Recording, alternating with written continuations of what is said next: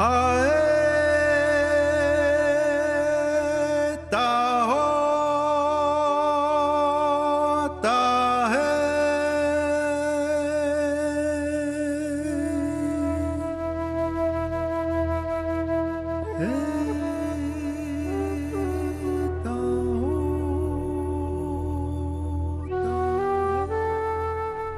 de la terre, dont ils vénèrent la beauté et l'harmonie, les Indiens natifs américains ont la certitude de faire partie intégrante de l'univers.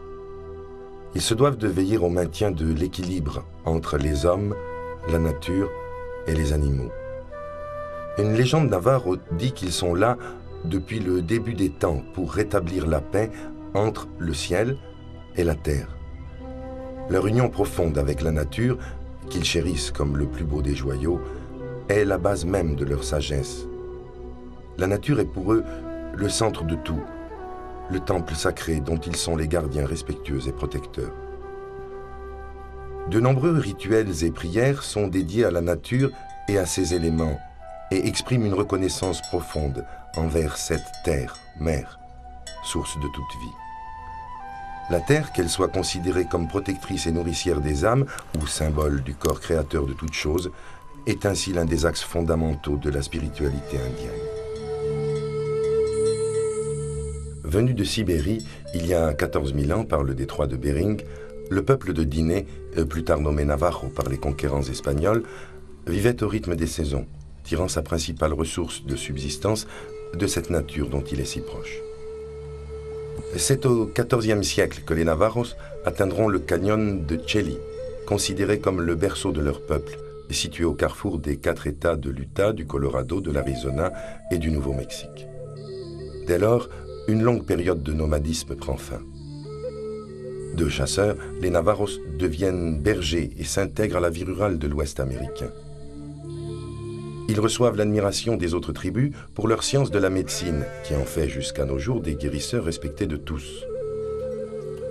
Grâce au churro, cette espèce particulière de moutons ibériques introduite en Amérique par les Espagnols au XVe siècle, ils survivront pendant des siècles.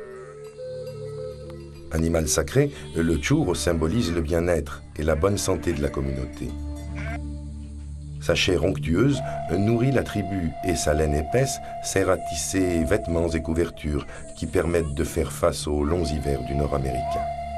Peu à peu, des centaines de milliers de churros occupent les terres indiennes, garantissant à la tribu sa richesse et son indépendance. Cette période de prospérité prendra fin vers 1860, quand l'armée américaine, planifiant le génocide des Navajos, procédera à une destruction systématique des troupeaux et des terres cultivées, en vue d'affamer et d'anéantir leur peuple, laissant un désert aride là où une culture millénaire prenait sa source. Les communautés indiennes ont vécu l'exil et le déracinement. Forcées de s'adapter à une société de consommation aux antipodes de leurs valeurs pastorales, elles cherchent aujourd'hui des alternatives pour éviter l'extinction de leurs traditions et de leur culture.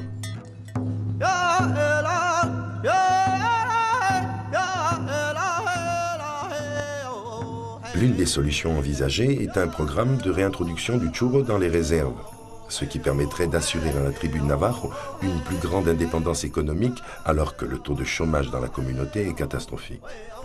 Ainsi, le churro représente plus que jamais la rédemption de la communauté Navajo et l'espoir d'une vie meilleure. Il permet à une nouvelle génération de s'intéresser aux diverses techniques de tissage de sa laine exceptionnellement soyeuse et résistante. Un travail entièrement manuel dont la réputation dépasse largement les frontières des réserves indiennes. Les rugs, ces magnifiques nattes exposées dans les musées d'Arizona et du Nouveau-Mexique, exportées dans le monde entier, prouvent la qualité du travail des tisserandes Navajos. Une œuvre artistique exceptionnelle qui puise son inspiration dans la vie, l'histoire et la spiritualité de ce peuple. Créée par les femmes Navajos en 1991, Diné Biyina, ce qui signifie le mode de vie Navajo, est une association à but non lucratif qui se propose de réintroduire le churro dans la vie quotidienne des réserves. Ainsi se perpétue la tradition selon laquelle les femmes sont les piliers de l'organisation de la vie des familles indiennes. Le projet le plus important de l'association, intitulé « Le mouton, c'est la vie », permet d'éduquer, d'aider et de promouvoir les éleveurs et les artistes qui veulent utiliser le churro, non comme symbole, mais comme une alternative concrète au désert économique et social, héritage des interventions du gouvernement américain. Une occasion de ressouder la vie des tribus autour des traditions ancestrales, seule capable de résoudre les problèmes du monde moderne auxquels la nation navajo fait face en ce début du 3e millénaire. Loin de succomber à l'autarcie culturelle, les Navajos souhaitent partager leur savoir et s'ouvrir à d'autres coutumes. C'est justement à l'occasion d'un échange culturel entre bergers du monde que le peuple navajo et le peuple corse vont se rencontrer.